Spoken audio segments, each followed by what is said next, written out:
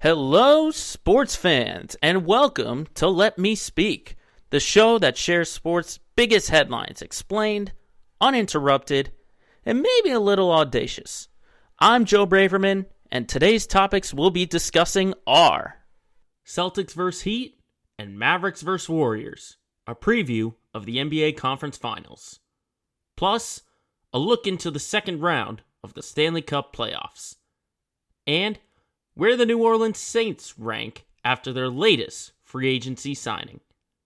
It's episode 73 of Let Me Speak, and it starts right now.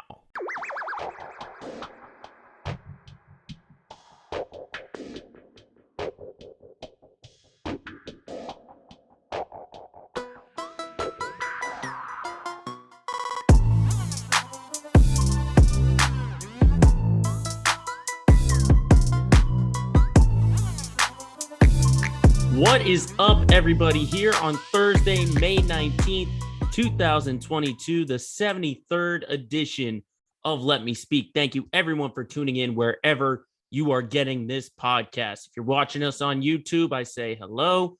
If you are listening to us on Spotify or Apple Podcasts, I also say hello, but just two different. You can see me and you can hear me.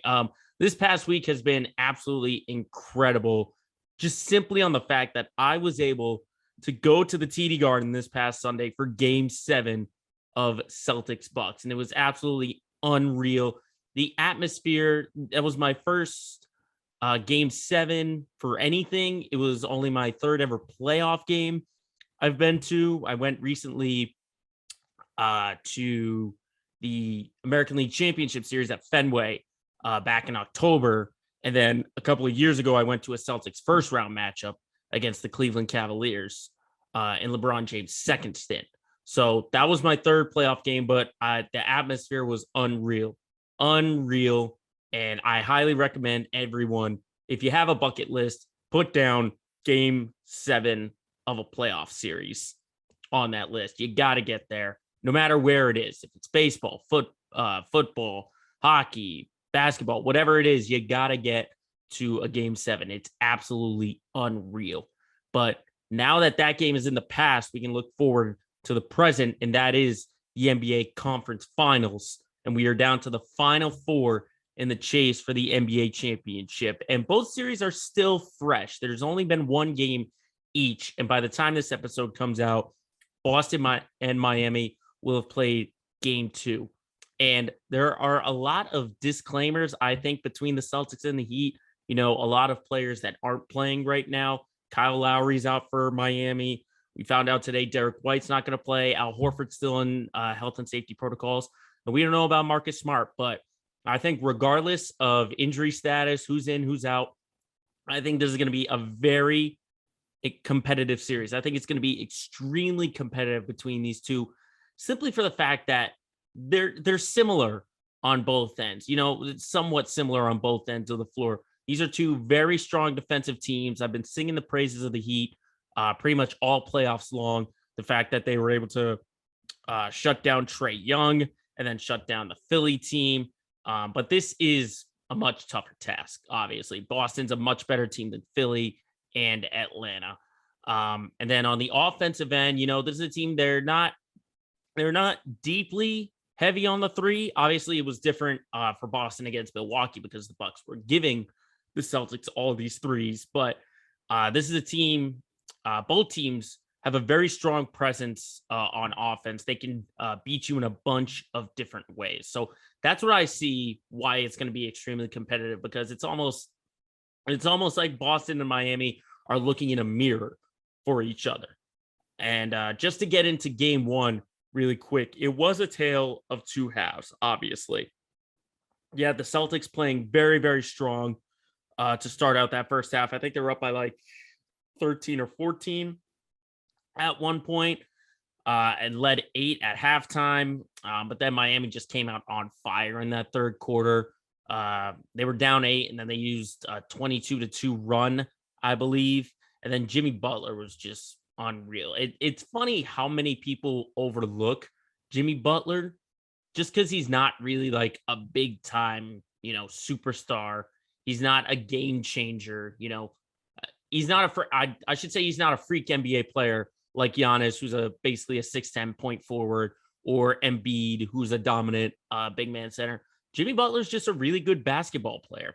He's really, really good. He doesn't do anything that's really game changing. He just goes and he makes his shots. I mean, he had 41 points on the night, shot 12 of 19 from the field, 17 of 18 though from the free throw line, and 0 of 2 from 3. I think that's why him and DeMar DeRozan, when he had his 40-point game against Milwaukee, were so overlooked, because there were no threes at all.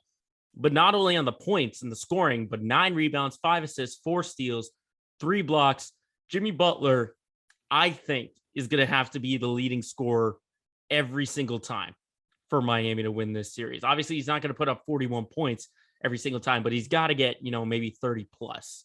Either that, or it's got to be, multiple guys with 15 over. I'm talking Tyler Hero, Oladipo, Adebayo. Adebayo has to be a little bit better inside, just because I think, the Celtics had a good time in the paint. They were able to abuse Adebayo and Dwayne Dedmon when he came in, with Tice, Robert Williams, and then eventually when he comes back, Al Horford. So that's got to pick up for Miami. But in the overall scheme of things, Butler is going to have to take over games. And, I did say 17 of 18 from the free throw line. I don't expect him to get to the line 18 times. So that I think is going to change. And it's going to be really, I like the two coaches in this series, Ime Udoka for the Celtics, Eric Spoelstra for the Heat. It's going to be a lot of mid-game adjustments. And obviously, we've seen in this postseason for Boston that game 1, they struggle a little bit, but they're able to make the adjustments into game 2. So tonight's game 2 is going to be really interesting to see if the Celtics have a different game plan. Obviously, things are shifting a little bit with no Derek White on the floor. But do they change things defensively? Do they throw a bunch of different looks at Jimmy Butler? Do we see more minutes possibly, because the Celtics are shorthanded? Do we get more minutes from Aaron Nesmith? That's going to be really interesting to see who makes the adjustments the quickest. But honestly, if you ask me, I think Boston is the better team, but we've seen in years past that the better team doesn't always win in the end. So it's just getting a good string of games. I think for Boston, there's no real panic in losing game 1, because fans have seen in the past what happens. Even if they lose game 1, they come back and they win the series. But I think what's important on Miami's side of things is that they got to continue to force those turnovers. Okay. This is a very streaky, I think, kind of offensive team for the Celtics. Once they get rolling, they really get rolling. And then when they start to struggle, you saw what happened in that third quarter. Jason Tatum, multiple free throw turnovers, I should say. Jaylen Brown kind of was non-existent. And they just couldn't really make shots. So I think it comes down to defense, I think, and who's just able to make shots, because it's not going to be, a 125 to 120 kind of game. It's going to be real locked down defensively. And I do think this goes at least 6 games between these two. And honestly, if you ask me, I think somehow, some way, the Celtics are going to turn things around. And we've seen that they can win on the road, but I think the best way I can look at it is that if the Celtics win game 2 tonight, then there's a very, very strong chance that I think they can win the series. But even if they lose, we've seen that they're able to go on the road and win, and they will eventually be at full strength.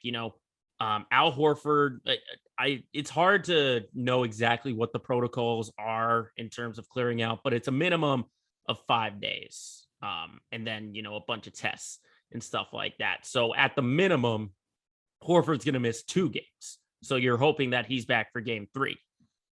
Derek White, I assume, is going to be back for game 3 when he returns from the birth of his child. Congratulations, D. White. And then Marcus Smart, he's probably going to be limited in game 2 because of that sprained foot. But this team is going to be they're going to be healthy by game 3. And we know what the Celtics are like at home. I'm still going to ride with the Celtics. I think the Celtics do beat the Heat. That's just, I guess, the fan of me talking a little bit, but I think it's going to be a highly competitive series between these two, just because they're similar. They're two very similar teams, and I like, I just think the Celtics have the confidence. They beat KD, Kyrie, and the Nets. They beat Giannis and the Bucks. Now all you got to do is get past Miami, and you're almost there. You're almost there. But I think regardless, I think it's going to be a very entertaining series to watch between these two. But on the other side, on the Western Conference, you got the Warriors and the Mavericks. And we saw in game one, the Warriors easily taking care of Dallas. I mean, I was able to watch that game from start to finish. And I think, it was relatively close in the first half, and then the Warriors just exploded. And I just think, I look at the depth that Golden State has offensively. When you have, guys like Steph Curry were struggling. Curry was like, I think to start the game, 2 of 5 from the free throw line, which is very surprising. Klay Thompson was struggling until we got to the second half. Then he started playing better. Draymond Green had his presence, and then obviously Jordan Poole, et cetera. But I'm looking at one player for the Warriors, and that's Kevon Looney. I think these are two teams, Golden State and Dallas, that don't have size. They don't have a big presence at the center spot as compared to previous teams in the Western Conference. And we saw in that first half how strong Looney was, because there's no really paint presence for any Dallas player. I mean, the centers they're playing right now, I think Looney has the edge in terms of physicality. I would take him over Dwight Powell, over Maxi Kleber, and Davis Bertans when it comes to getting points in the paint. I would take Looney on that. So I think he's going to get a lot more minutes, and we're maybe not going to see that death lineup, with Draymond being at the center spot, and then Poole, Curry, and Wiggins. That's what I see, I think gives Golden State the edge is their center, who might not get a ton of minutes, but he's going to make really strong value of those minutes, because everyone's going to look, Dallas defenders are going to look at all the weapons, Curry, Thompson, Poole. They're going to put all their attention to them. That's going to open up the paint, not just for Looney scoring, but, there was a great pass he had to Klay Thompson, and just moving without the ball is what the Warriors do very, very well. So that's one of the reasons why I give Golden State the edge. I think also championship experience is huge in these kind of moments. I know Luka has been he's someone who likes the spotlight, who enjoys in these kind of moments. We saw it against Phoenix and then against Utah. So I expect Luka to have a big series, but everyone else is another question. We've seen Reggie Bullock be a streaky shooter. Jalen Brunson's a little bit streaky. That's just it. Overall, it's a streaky Dallas team. So that's why I look at the size, I look at the experience, and then I just look at the just overall. I like Golden State. I like Golden State to come out of this series, and I'm not formulating a conclusion right after game one, but Dallas has got to shoot way better. They got to attack the paint a whole lot more, especially when the Warriors are limited in terms of the center spot, and they always seem limited in that spot. So they got to find a way to attack the paint and stop settling for the three-pointers so much. That's how the Mavericks get back into this series and try and make it competitive. And we've seen that the Mavericks can get totally outmatched early on, but then when they get home, it's a whole different ball game. So this could be all irrelevant once the series shifts to Texas and the Mavericks get that home court.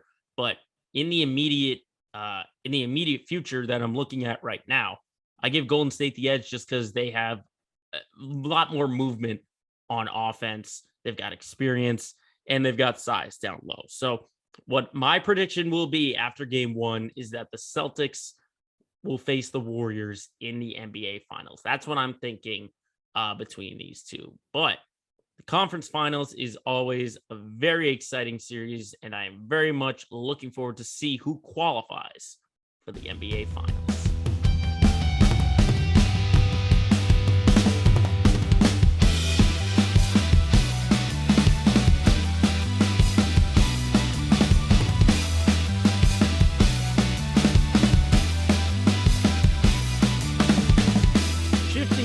let's talk about the NHL. The second round of the Stanley Cup playoffs getting underway this past week. And we've got a lot of interesting matchups, I would say, in the second round with the final 8 teams vying for the Stanley Cup. Let's start in the East and talk about the Tampa Bay Lightning and the Florida Panthers. I think, it's going to be a very interesting matchup. Just because you have two, I would call powerhouses of the Eastern Conference. You got Florida, who's obviously the number 1 team, and then Tampa Bay, who are the defending champs, 2-time defending champs, which, I go back to it over and over and over, but championship experience, I think, is what Tampa really leans on. But about Florida, I think, it's all about momentum right now that Florida's trying to ride. They railed off 3 straight wins after falling behind to Washington 2-1 in that series. And then they were able to, get an overtime winner. But the skepticism I have about the Panthers, though, is their special teams, and just offense in general has been really, really limited. And, part of that is the Capitals defense, but also, it's a completely different shift from the regular season to the postseason. I mean, this was a team that was 5th in the NHL in power play and 16th on penalty kill in the regular season. Now in these their first 7 playoff games, they're 0 for 18 on the power play, and they've only got a 67% on the penalty kill, which is 14th among playoff teams. So the special teams does give me some concern about the Panthers. Not only that, but they've gone from over 4 goals a game in the regular season, which led the entire NHL, to now they're only averaging 3 goals a game during the playoffs. And it's just a lot of the weapons that the Panthers have for scoring have just kind of disappeared. I mean, you got Connor Verhaeghe, I hope I'm saying that right. He's been phenomenal. I mean, 12 points, 6 and 6 for goals and assists. But what about the other guys who contributed all year long, like Jonathan Huberdeau or Sam Reiner? Where is that sort of support? That's what's crucial in these kinds of games, is you need your big players to step up in the most important spots. And Verhaeghe had a great regular season, but we know what this team relies on. They rely on Huberdeau and Reinhart and all these other guys. The depth that they have is extremely huge. So I don't know if I would favor the Panthers if they don't turn it around on offense. And I would favor Tampa just because I would put the momentum on their side after coming back against Toronto, knocking them out again. I would have thought, game 1 would have been a blowout. On the other side, I would have thought Florida would have blown out Tampa 5-1 or 4-1, considering it was such a tough series against the Leafs for Tampa that, kind of similar to the Celtics, they would have been worn down in game 1 and Florida would have taken advantage. But, here they are. They win game 1 handily. They still got a bunch of experience. And I do think the absence of Braden Point is going to factor later on in the series when you need a bunch of more depth.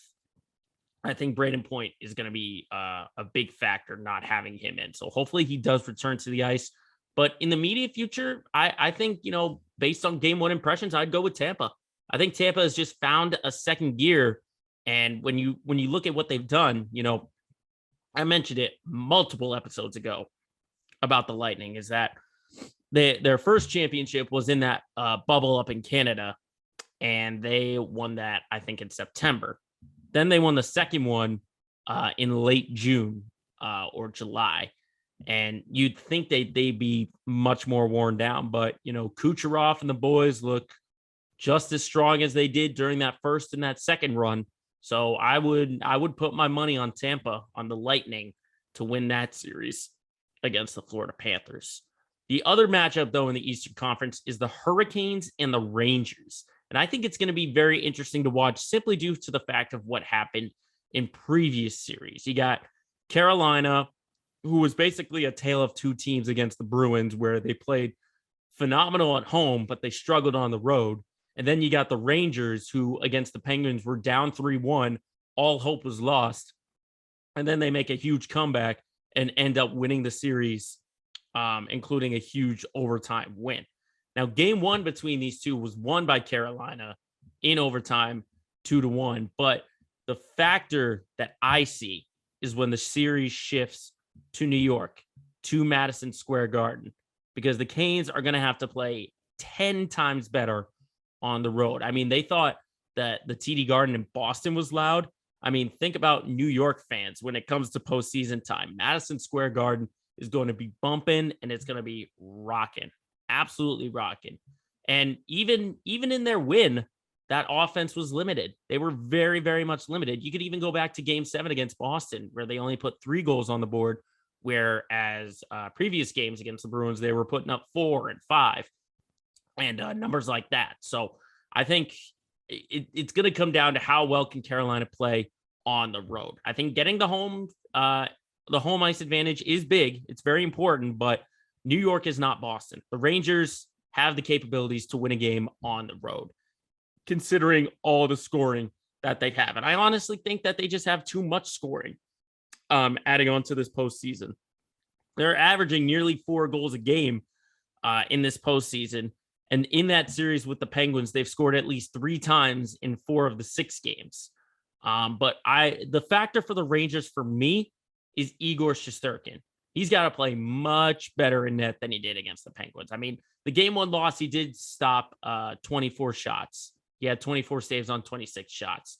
But when you look at the Penguin series, he got pulled multiple times, even in high scoring games that the Rangers were able to win. He was still letting up some big, big numbers. So if Shesterkin can find where the success he had in the regular season, where he's basically the number 1 contender, I would say, for the Vezina Trophy as the league's best goaltender. And he even got named a finalist for the Hart Trophy. You know, he's one of the 3 finalists for the MVP of the entire NHL. So if Shesterkin can find where that sort of performance is, then I think the Rangers have a big advantage. I think they have a big advantage if he's able to score or play well, I should say, where he has. The scoring, I think, helps the Rangers. And then just having Shesterkin as compared to Antti Ranta in net for the Canes, I think gives me a shot to pick the Rangers. So I think the Rangers do come out in this series and they win over the Hurricanes. I think they do it. I can't tell you the length though. I think this does go 7. I think it goes 7, but the key for me, I think, is I think on the road. Again, just Carolina's got to win on the road. If they get 1 road win, then I will pick the Hurricanes because we know what they can do at home. But shifting over to the Western Conference, though, Colorado and St. Louis. After game 1, I was very surprised to see the Avalanche win 3-2 in overtime, because you got to remember the Avalanche have been off for over a week before that game. And St. Louis is coming off a very strong performance as well, winning their series. So I definitely would have thought there would have been rust on Colorado. But if you ask me, just, even if they have been off a week, offensive physicality, the edge to me probably goes to the Avalanche. When you look at what they did in game 1, 47 hits, they took 54 shots. The one problem I could see is the power play, because they were 0 of 3 in game 1. So special teams, I think, could be, an edge for St. Louis. I think the Blues can find a way if they can play very strong on the penalty kill. That and just the overall defense. I think when you have former Stanley Cup winner and Jordan Binnington at goalie, they scored their only power play. Keep that in mind. That's why I think special teams is going to be absolutely huge. They're 3rd in the entire league among playoff teams in power play at 33%. They were able to score, as I said, on their only power play, and then they limited the Avalanche to 0 for 3 on their power play. So their penalty kill was extremely strong. Their special teams was very well played in game 1. And then Jordan Binnington, even though he lost, 51 saves on the night. 51 saves. This is a Colorado team that put up like 5 or 6 goals in all 4 of their games in their first round sweep. Now they've got a much tougher task, Colorado does, in trying to get pucks past Jordan Binnington. And then the defense in general, 27 block shots. I think St. Louis does find a way to limit them slightly. I think just a little bit. But I still like the Avalanche to win this series just because they can find different ways to win. And once they get in a groove, it's really hard to stop that train. So give me for the series victory, give me the Oilers on that one. But then the final one is a big time battle up in Canada, Flames and Oilers. Flames and Oilers. Wow. I think you got two just unbelievable. 9-6 was the Calgary Flames winning. Unbelievable. I've never seen a game like that at all, let alone a playoff game go 9-6. I'm just pulling up the numbers real quick. I mean, just wow. Absolute wow. Definitely, you know, what I said in the previous series about Mike Smith. He's 41 years old, okay? Keep that in mind. He's 41, and I said the strategy for the Kings was to just continue to shoot and shoot and shoot and shoot, and eventually you'll wear him out. And that's what you did to a point where he got pulled. He got pulled. I mean, look what happened after the first period. It was 3-1, and then second period, Edmonton had the advantage 4-3, but then it was 3-1 in favor of Calgary. I mean, just offense, I think, is going to be at a premium after this game. I mean, you got Matthew Tkachuk. I hope I'm saying that right. He got the hat trick. You had Rasmus Anderson put up a goal and 2 assists. Blake Coleman put up 2 goals and no assists to be the 3 stars. But I just think Calgary, you know, because we know what the Oilers can do when they get their shots. I mean, they only had 28 shots on the game, and yet they put in 6 goals on net. But look at Calgary. They got 48 shots. 48 shots. And I should also keep in mind that Edmonton, those 6 goals, none of them were on the power play. 0 for 4 on the power play. Meanwhile, Calgary was 1 of 3. So I think Calgary, if they can continue, obviously it's not going to be a 9-6 game every single time. At least that's what I'm hoping in this series, is that it's not 9-6 for game 2, game 3, game 4. But we know that Edmonton might be one of the strongest offenses, one of the strongest scoring teams in all of hockey. But Calgary has been able to match it. And I think Edmonton they lack on defense a little bit. They lack on defense. I mean, yes, they had the advantage in block shots, 14-9, but giveaways were 20-8. 20-8, 20 for Edmonton, 8 for Calgary. I think this is much more competitive than anyone wants to make it out to be. I know Calgary does have the home ice advantage, but I think if their offense can basically hang around with Edmonton and their defense can limit the Oilers in any possible way, then I'd go with the Flames to win this series. You know, I think it's huge that the Flames didn't allow a single power play goal to Edmonton, and they scored 6 times. 6 times. So all they got to do is just win the neutral zone, and they'll win this series. You know, I would still favor Edmonton to probably bounce back for the time being, but I think for right now, this might be the most competitive series and the most interesting series in the entire second round. That's what I think between these two, is that it's going to be highly entertaining, but not just for this series. The whole second round of the Stanley Cup playoffs is sure to be one that NHL fans will be happy to watch.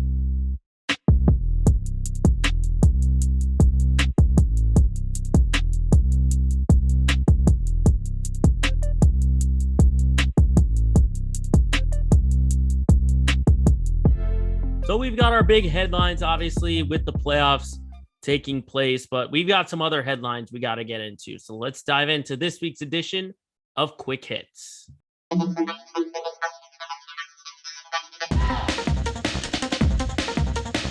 And we started with some news in the NFL. Another name was taken off the free agency market a little bit late. Jarvis Landry makes his way back to Louisiana, where he played school in LSU.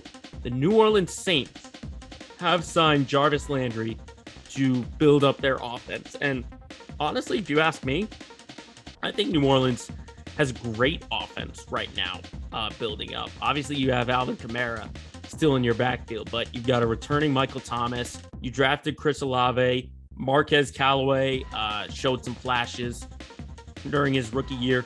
Bring on Jarvis Landry.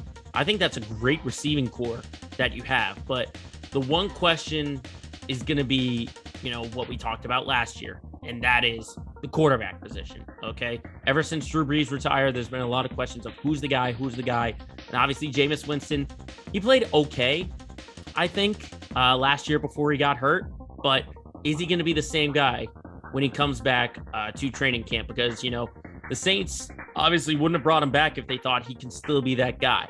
I mean, they do have insurance in the backup position with Andy Dalton. But, has Jameis Winston sort of gotten over that hump of throwing interceptions at a frequent rate that we saw in Tampa?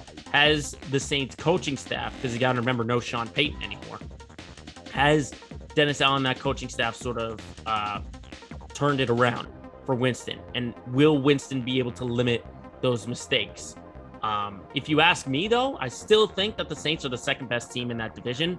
Not better than the Bucs, but definitely better than the Panthers and the Falcons. So I think the Saints, if they have all their pieces working together in harmony, then this could be a team that challenges for a wild card spot. I got to shift back to basketball really quick because this happened in the previous round of the NBA playoffs, but I'm still blown away to see the Phoenix Suns blow a Game 7 with a performance like that. 46 they were down at one point. They were down by 46 points. The leading scorer was Cam Johnson with 13. Okay, that means Devin Booker didn't put in more than 13. Chris Paul didn't put in more than 13. And they eventually lost by, I think, like 30 at one point. I had to mention that there because I think this is the worst Game 7 performance in all of sports. To show up like this and get your doors blown off. I mean, it was different, at the Game 7 I went to between the Celtics and the Bucks because it got blown apart late. The Suns weren't in it from the opening tip. From the opening tip, they did not lead, and they just looked completely outmatched by the Dallas Mavericks. So considering the performance, that Phoenix had, I think because A, it was a Game 7, and B, this was the best team in all of basketball, basically from the start of the regular season to now. They were the best team, and now they're gone. They're eliminated from the postseason, and we got to wait again to see if Chris Paul is actually going to get a championship. Sticking with the NBA, though, we had the draft lottery take place earlier this week, and it was the Orlando Magic for the fourth time in their franchise history getting the number 1 overall pick, followed by the Thunder, the Rockets, the Kings, and the Pistons. Now, in early talks about, draft discussion, I think what Orlando is going to do is I think they are going to select the guy that they want to build their franchise around. That's ultimately what I'm thinking. They see this number 1 pick and they see this is going to be our franchise guy. Because honestly, it's early, but I still don't see Jalen Suggs as the guy. I would say, my guess would be Jabari Smith, just because A, you already have Jalen Suggs. And then you also have Wendell Carter Jr. If they give up on Wendell Carter Jr., then it's probably going to be Chet Holmgren or Paolo Banchero. But, the Magic's small forward position was Franz Wagner, and he's 6'10". Okay, I don't know if your small forward is supposed to be 6'10", but I think preliminary discussions for me would probably be Jabari Smith, picked at number 1 from Auburn. But of course, the prized possessions are Chet Holmgren from Gonzaga and Paolo Banchero from Duke. I think at that number 2 spot, the Thunder are in the ideal spot because I think they would be smart to get a center. I think they've got a good backcourt in SGA, You had Josh Giddey, who came out of nowhere. They just got to fix that center spot. And I think Holmgren or Banchero would be that guy. And I think the Thunder would make a great selection if it was one of those two guys. But it's still months away. We'll see what happens and if any more developments take place before the NBA draft. We talked last week about the PGA Championship and the little headlines on and off the course, but we know what the field is going to look like. We know it's not going to have Phil Mickelson, who withdrew after being listed. And honestly, I think it's just all about comfortability for him. And, in my eyes, about Phil, I would think that he's waiting for the moment where it's kind of like a water under the bridge thing, but I don't know if it's ever going to get to that spot for Phil. So I think he's got to come and he's got to play. He's got to play out, and it could be a whole year until we see him. It could be months. We don't know that. We have no idea how people are going to be receptive. And when the moment comes that he does play in a tournament, I want to pay close attention to what the crowd and what the rest of the field, how they take him, what that reception is. But I mean, you got a must-watch pairing that's playing right now: Tiger, Rory, and Spieth. Come on, those are possibly three of the greatest golfers in the last 10 or 15 years all playing together. They're legendary golfers. But I don't think any of them is going to win, though. The betting favorite right now is Scottie Scheffler, just because he's won a bunch of tournaments and a bunch of majors recently. He's the betting favorite, but I think I'm going to go with Xander Schauffele. He's the number 10 golfer right now. And honestly, it's just instincts. I can't tell you any more than that, what specifically he does great. But I think Schauffele is going to win this one. I think he will win the PGA Championship. And then finally, we get to baseball, and we've got a superstar injury, but he's not missing any time. Bryce Harper can still play for the Phillies despite having a UCL tear. That's right, the reigning MVP has a UCL tear and can't throw for at least 6 weeks, according to what the Phillies have said. But because of the universal DH, he will be in the designated hitter spot for the time being, which is very surprising to me. And I think this is why the universal DH should have been in a long time ago. You got a bunch of guys who are hurt, thinking of just thinking of injuries of the past for any star in the National League. And, if there was a universal DH, they might not have had to miss any time. You could still have their bat. Now, I will say Harper might not be as effective at the plate because he has that UCL tear, but it's similar to what Shohei Ohtani did. He just couldn't pitch when he had that Tommy John. The fielding, though, for Philly, I think is going to be really, really important because you got to put Kyle Schwarber and Nick Castellanos out there in the outfield. And we know, statistically speaking, they are not they're one of the two worst fielders in the game right now. So I think the fielding does take a hit for the Phillies, but it's a good thing to see the reigning MVP isn't going to miss any time. And hopefully hopefully we see the Phillies continue to play well with Bryce Harper still in the lineup. And that, ladies and gentlemen, wraps it up for this week's edition of Quick Hits.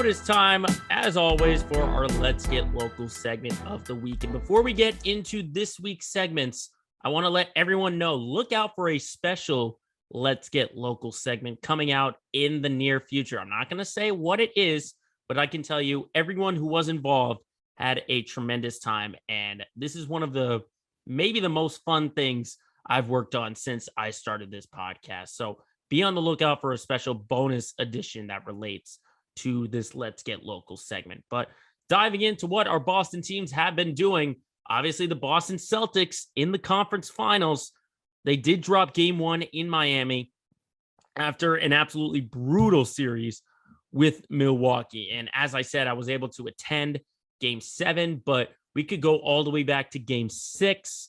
I mean, what a performance that this Celtics team has put up all postseason long.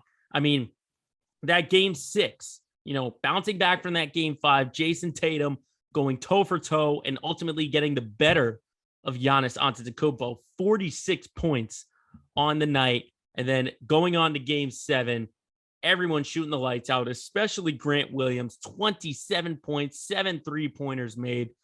Unreal, absolutely unreal. But the series does shift now to South Beach to take on the Heat. And honestly, like I said in the first segment, if you're a Celtics fan, there's not really any panic. There's not really any panic with losing game 1 because the circumstances. The circumstances was you only had a day, basically a day and a half to prepare for the Miami Heat after an absolutely brutal series. And I mean brutal, talking physically. The way Giannis was bumping into Horford and Grant and all of these guys. It was a brutal series between those two. You only get a day and a half to prepare. And ultimately, if you take away that third quarter, this team is winning that game. That's just a couple of things, just a couple of outliers right there. Your outliers for game 1 was that you didn't have Marcus Smart, you didn't have Al Horford. The other outlier was the third quarter. It was an absolute killer, but you could just see from that team the way they looked, they were just exhausted. I mean, Jimmy Butler outscored the entire Celtics team in that third quarter. Butler had 17 in the quarter, and the Celtics had 14 points as a team. And they were outscored by the Heat overall 39-14 in that third quarter. They shot 2 of 15 from the field. Jason Tatum turning the ball over 6 times in that quarter. But if you look at all the other quarters outside from that, you could say the Celtics were the better team. In that fourth, they kept it close, but they ultimately just couldn't get it close enough to where they were able to make really a deep run to make a comeback. But watching game 1, I see 2 big players that I think are going to be extremely important in this series. The first one to me is Robert Williams. I mean, when you look at what the Time Lord did in game 1, 18 points and 9 rebounds, but early on, he was a lob threat. He was getting offensive rebounds, something that the Celtics were lacking in their previous series. And, as I said, it looked like he had the advantage over Adebayo in the paint and just overall in general. Time Lord isn't quite the physical kind of center, but in terms of just tracking down the ball and putting in the points, he was able to do that. I mean, the points in the paint were in favor of the Celtics in game 1, 48-40. So I think if he continues to be a huge factor, if he plays better than Bam Adebayo on both ends of the floor, then the Celtics will have the advantage. That's the first player I see who's going to be huge. The second one I see is Peyton Pritchard. I think Pritchard has built a bunch of confidence during that Milwaukee series because he's been getting a lot more minutes as the playoffs have been progressing. I mean, he had some huge shots in game 7 against the Bucks. I think he finished with 12 points on 4 3-pointers. He had an unreal step back, I might add. And then in game 1 against Miami, he put in 18 points off of the bench. So similar to, when I talked about in the previous segment, how Miami and Boston are basically similar, if Pritchard continues to shoot the way he is, the Celtics have just as much depth scoring the ball as Miami does. If you've got Pritchard going, if you get Rob Williams effective down low, and then you have Horford and Smart knocking down shots, Grant Williams hitting shots, and then you got your 2 lead horses, Brown and Tatum, leading the charge. So those are 2 players I see having a big role and being a big factor in the series. But obviously, it's going to come down to transition defense. They got to fix that. Immediately after turnovers or missed shots, the Heat were running.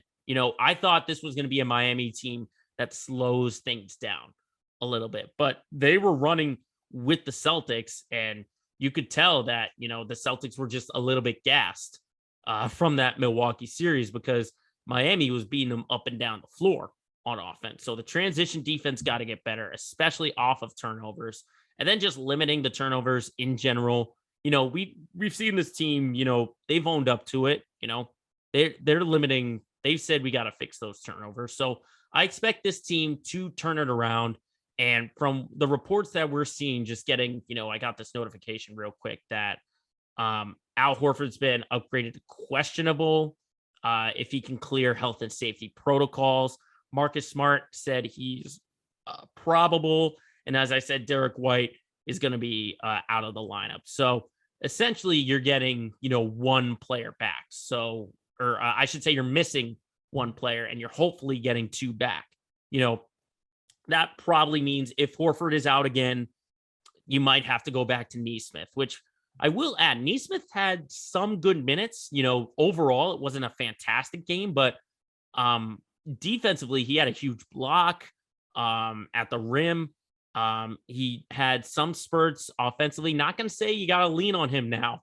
But in terms of just being sort of like a seat filler, essentially, for all these injured guys, I do have confidence in that. But obviously, he's just got to let the offense come to him. He's got to realize I'm just in there because our guys are out with injuries. And the fact that he came in and was effective in that first half does give me some confidence that this team has the depth to be able to come out and win this series. So I think the confidence is still there that they can beat the Heat in a 7-game series. But I think this game is going to be huge. I'm not going to say the series is totally over if they lose this game and go down 2-0.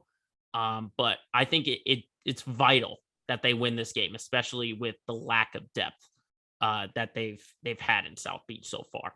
Because by the time the series shifts to Boston, you're hoping that they are fully healthy, that the full rotation is there.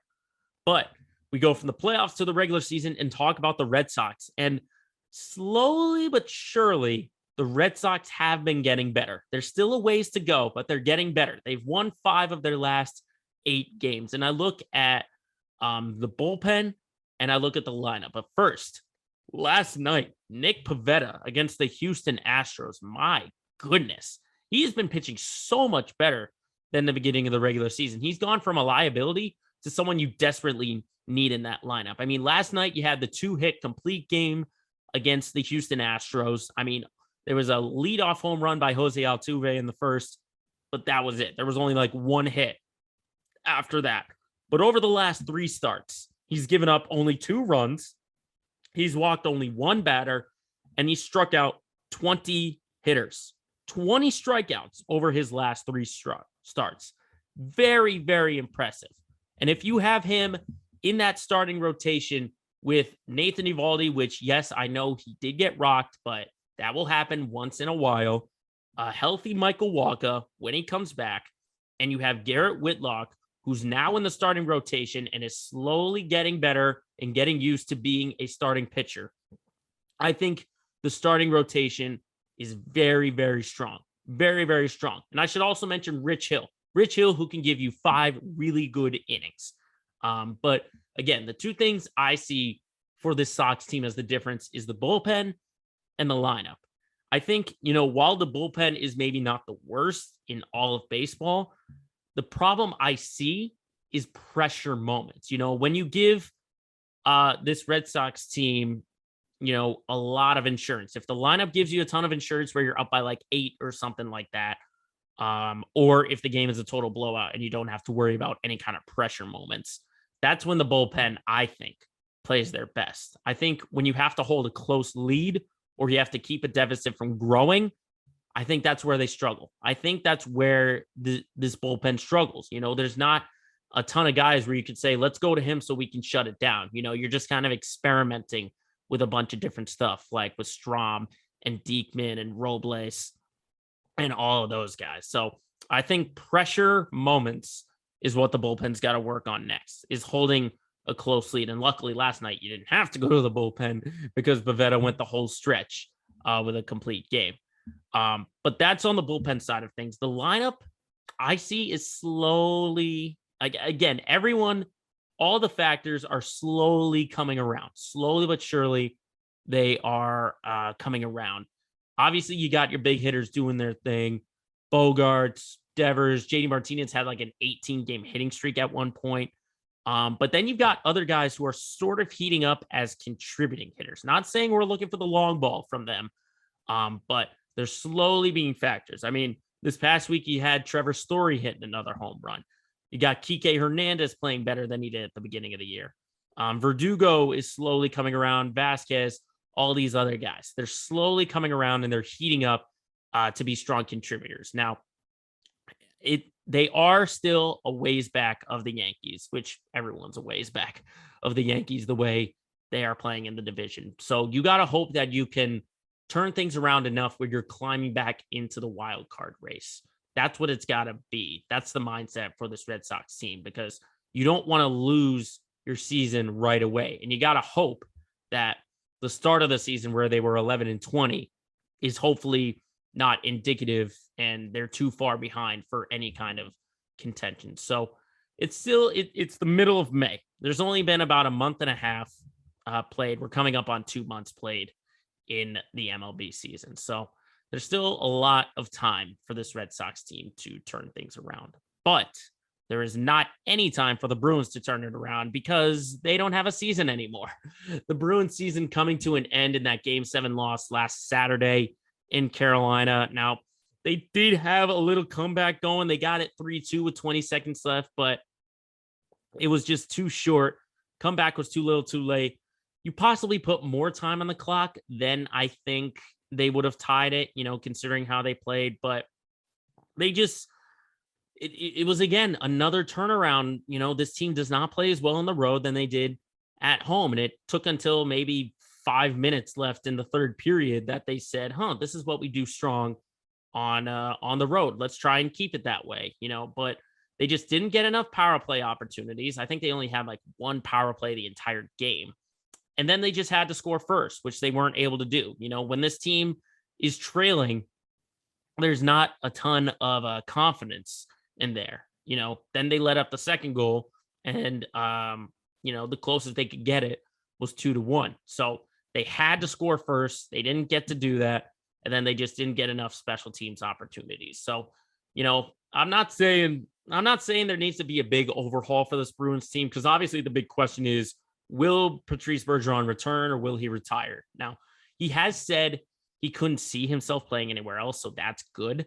That's a good thing. I do ultimately think this comes as a sort of a year-by-year kind of thing, because I would say Bergeron had probably, maybe his sixth best season in his NHL career. I mean, it's kind of hard to say, but just looking at what he did, you might look at it as a year-by-year thing where you just have him in the locker room as a big contributor, kind of similar to what Zdeno Chara was doing. But I think you need more scoring depth. I think you can't be too top-heavy on the lines.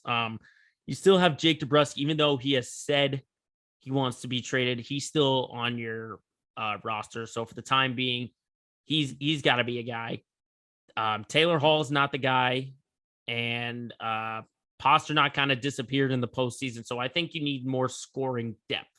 I think that's what it's come down to, because I like the midseason acquisition of Hampus Lindholm. I think him and McAvoy are going to be really good as a first line defensive pairing.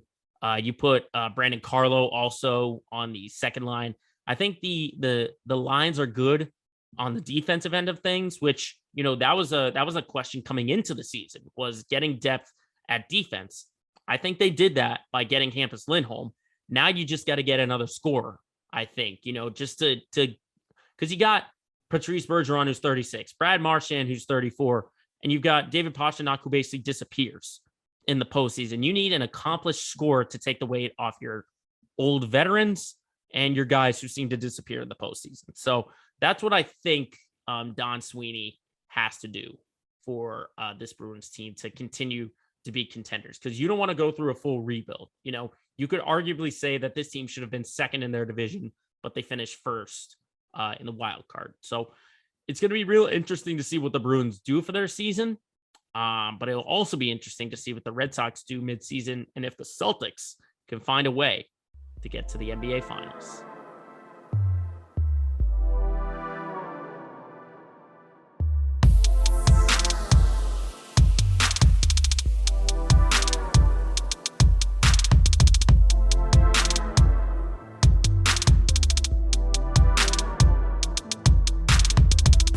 Lastly, as always, we look at our LOL moment of the week. And once again, we are sticking in the city of Boston for quite possibly the worst first pitch you will ever see. So this week's LOL moment of the week goes to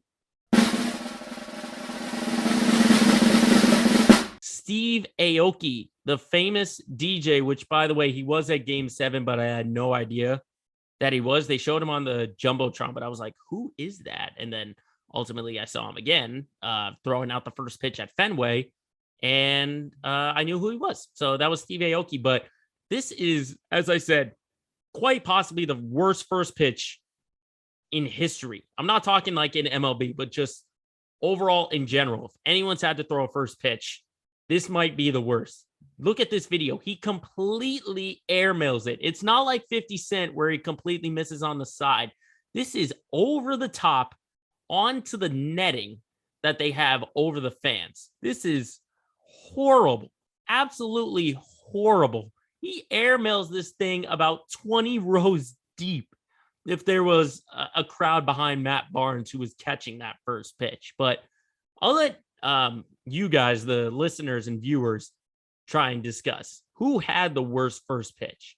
Because looking at Aoki, I think it's worse than 50 Cent. Because when 50 Cent made his pitch, it was off left, but it wasn't extreme. Yes, it was really wide left, but it wasn't like he went all the way into the stands or into the dugout for that pitch. Aoki completely airmails this over Matt Barnes, over the photographers, and into the net. I mean, wow. I know that if I ever throw a first pitch, I don't want to go long like that. I would much rather it, maybe it was a joke. Maybe it was a joke for Aoki that he just wanted to throw it to the fans. But if he would have thrown it to the fans, he would have gotten it onto the side, possibly over the netting.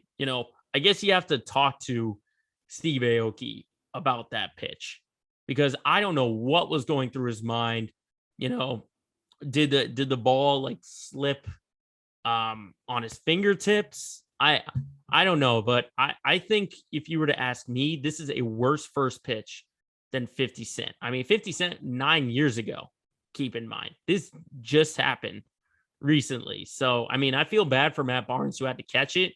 He was basically just crouched down for no reason. But as I said, I'd rather, let it go short if I was throwing a first pitch rather than go long. I would much rather do that. Now, I did play baseball, so I mean, obviously it's different, but like if I was throwing a first pitch, I would want to spike it in the dirt, because at least for professional pitchers, they intend to get it in the dirt sometimes, as compared to Aoki, who wants to throw this thing like a football from end zone to end zone. So Stevie Aoki, for possibly the worst first pitch in baseball history, you have landed yourself into this week's LOL moment of the week.